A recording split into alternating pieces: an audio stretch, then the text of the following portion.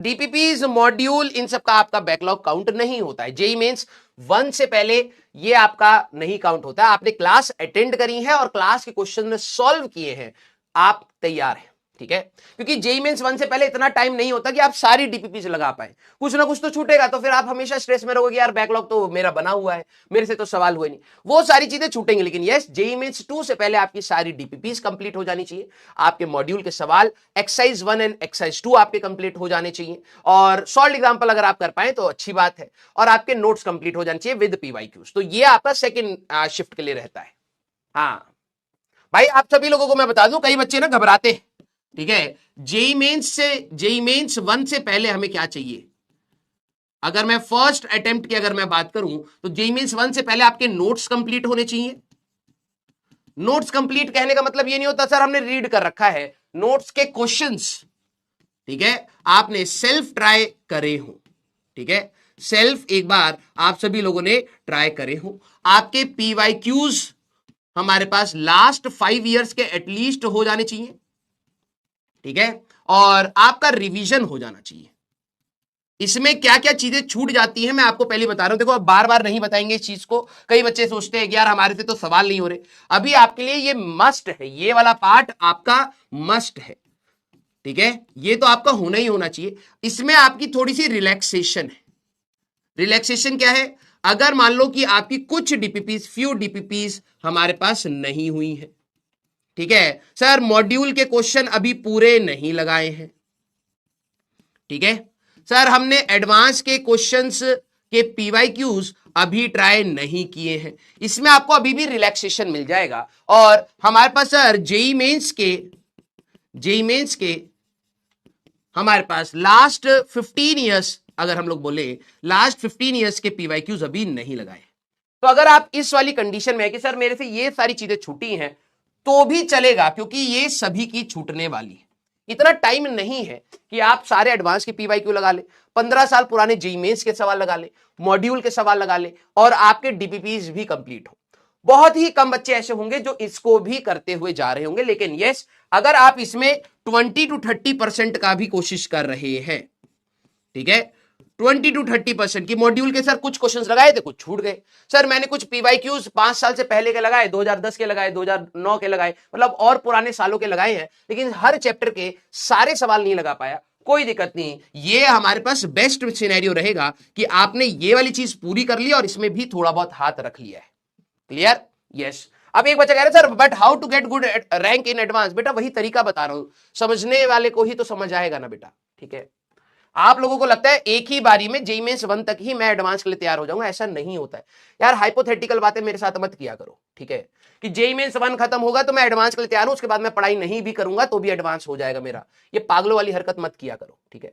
ये तरीका है जेईई मेंस 1 से पहले तक का, फिर जेईई मेंस 2 का मैं आपको बाद में भी बता दूंगा, लेकिन अभी भी बता रहा हूं। आपको लगे कि छूट रही हैं चीजें, नहीं। जेईई मेंस 2 की अगर आप बात कर रहे हैं, सेकंड शिफ्ट की अगर आप बात कर रहे हैं, तो आपका रिवीजन कंप्लीट हो जाना चाहिए, ठीक है।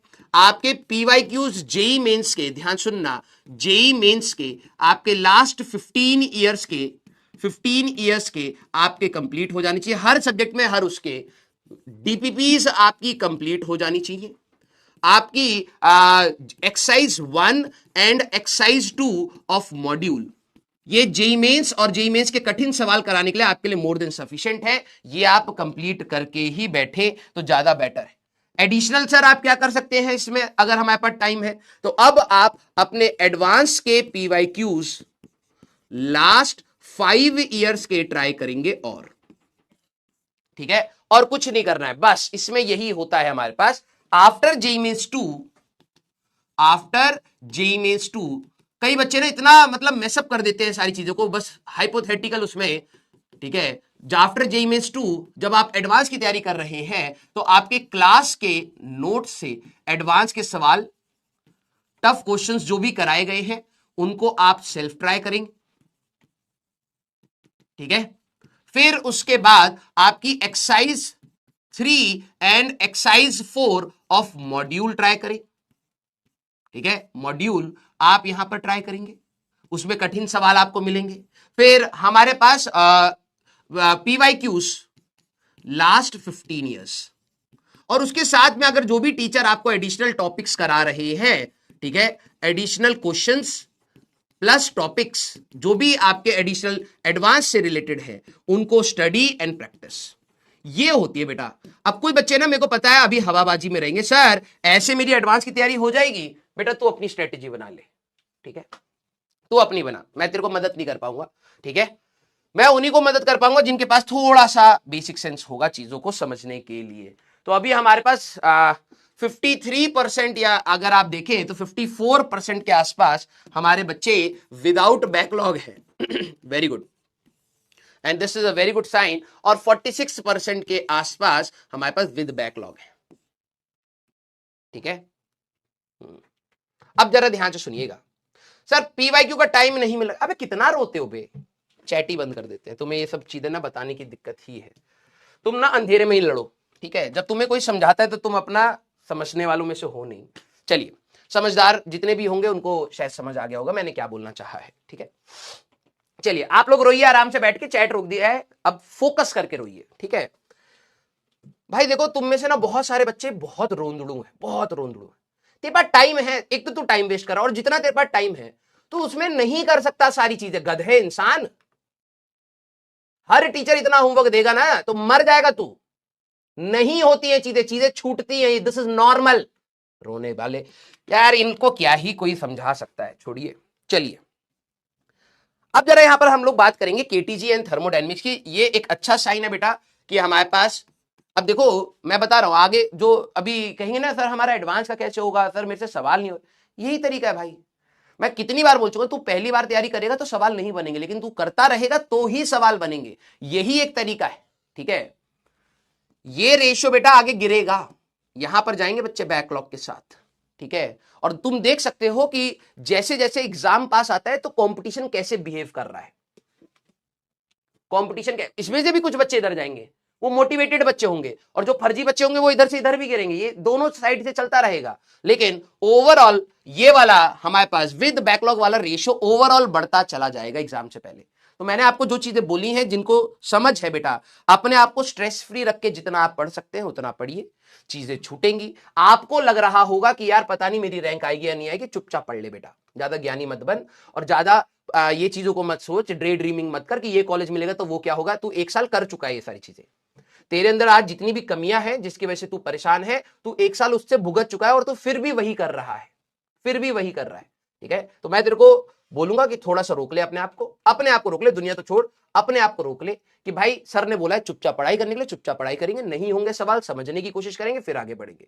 100 में से हो सकते हैं 20 सवाल लगे, 30 सवाल लगे, कोई दिक्कत वाली बात नहीं है, हमारा ग्राफ आगे बढ़ना चाहिए। अगर मैंने यहां पर रोक दिया तो पूरा खराब हो जाएगा, क्योंकि ये वाली सिनेरियो ऑल ओवर इंडिया सभी बच्चा फेस कर रहा होता है। अब तुम कोई नए नहीं हो कि तुम्हारे लिए सिचुएशन कुछ अलग आ जाएगी, ठीक है। ये सिनेरियो सभी के साथ है, कॉमन सेंस होगा तो तू सिनेरियो को समझेगा। और मैं अभी बता रहा हूं जितने भी सीरियस बच्चे हैं, ठीक है, मेहनत डबल कर दो बेटा अब, क्योंकि यहां पर अब लोग गिरना स्टार्ट होते हैं। और जब यहां पर लोग अब गिरना स्टार्ट होंगे और जो लास्ट मैन स्टैंडिंग होगा, इसमें कोई फाइट वैसी वाली नहीं बचती है, लास्ट मैन स्टैंडिंग जो खड़ा रह जाएगा आखिरी तक। और क्या बोला है मैंने, देख लो तुम, जेईई मेंस 1 से पहले हमारे पास आपको क्या करना है, रिवीजन करना है। बच्चों के रिवीजन नहीं होंगे, चैप्टर कंप्लीट नहीं होंगे, पीवाईक्यूज के हमारे पास पीवाईक्यूज के नोट्स कंप्लीट नहीं होते बच्चों के, पीवाईक्यू 5 साल के नहीं लगे, इसमें कई सारे क्वेश्चन क्लास में करा दिए गए हैं, ठीक है। और रिवीजन, बस इतना बोला गया है। बच्चों से ये नहीं होगा, देख लेना, आप पूछ लेना अपने दोस्तों से। तो last man standing is the winner बेटा। यहां पर आपकी कोई बहुत खतरनाक लड़ाई वैसी नहीं है, कंसेप्ट वाली नहीं है, कौन पहले मतलब कौन खत्म करके रिवाइज करके बैठ गया वही जीत जाएगा।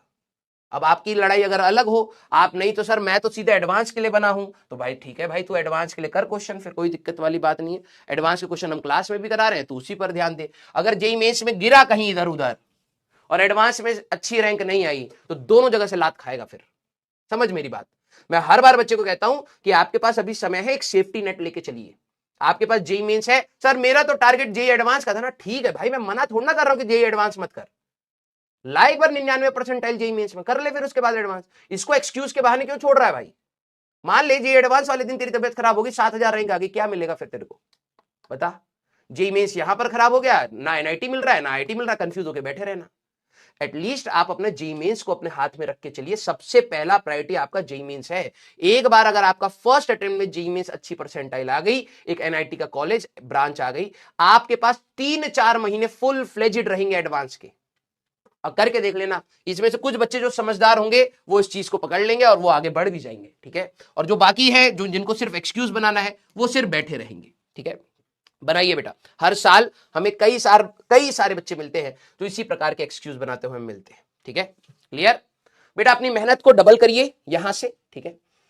और मैं आप सभी लोगों को बोल रहा हूं, जिस सिनेरियो में आप हैं, मैं अपने टाइम पे ये बोलता था भाई मेरे को दिक्कत आ रही है, सभी को दिक्कत आ रही है, ठीक है। और मैं इस दिक्कत से हारूंगा नहीं, मैं चुपचाप पढ़ता रहता था। नहीं समझ आती थी चीजें कि भाई होगा या नहीं होगा, वो सेकेंडरी है भाई, तू तो एफर्ट्स डाल, ठीक है। स्टेप बाय स्टेप चलिए। जो कल के होमवर्क थे बेटा, आज मैं आपको डिस्कशन दे दूंगा, आप उसको देख लीजिएगा, ठीक है। स्टेप बाय स्टेप चलिए। आपका एडवांस का टारगेट है, वेरी गुड टारगेट है, लेकिन पहला जेईई मेंस के थ्रू ही होता है। अगर जेईई मेंस क्वालिफाई नहीं कर रहा ना बेटा, तो एडवांस तो गया। और मान ले जेईई मेंस में अच्छी परसेंटाइल नहीं आई, सर मैं तो एडवांस के लिए बना हूं, ठीक है भाई तू बना होगा, मैं बार बार यही वर्ड बोल रहा हूं। जेईई मेंस अगर एक बार खराब हो गया ना बेटा, ठीक है, एडवांस के लिए क्वालिफाई कर गया। अगर एडवांस वाले दिन तबियत खराब हो गई, पेपर तेरे लिए फेवरेबल नहीं आया, कुछ सिनेरियो हो गई जिसकी वजह से एडवांस खराब हो गया, कई बच्चों का होता है खराब हो गया, तो तेरे हाथ में क्या आएगा? पूरा 1 साल और देने के बाद क्या आया? ना एनआईटी आई ढंग की और ना आईआईटी आई ढंग की, अटक जाएगा ना। तो एटलीस्ट सबसे पहले कॉमन सेंस रख कि भाई आईआईटी की बाद की बात है, अभी पहले एनआईटी की बात है, पहले एक एनआईटी हाथ में लेना है। और कई सारे बच्चे गिरते हैं 50-60 परसेंटाइल पे, बकवास करते रहेंगे पूरी क्लास में, थ्रू आउट द ईयर बकवास करेंगे और 60 परसेंटाइल पर जाके गिरते हैं फिर, ठीक है। फोकस होके, जितना बता रहा हूं मिनिमम सेट ये है, इसको कंप्लीट कर लो, उतने में ही मौत आ जाएगी तुम्हें, ठीक है। अभी मैंने बोला है ना, कंप्लीट रिवीजन के साथ जेईई मेंस में उतर जाओ तो भी बहुत बड़ी बात है।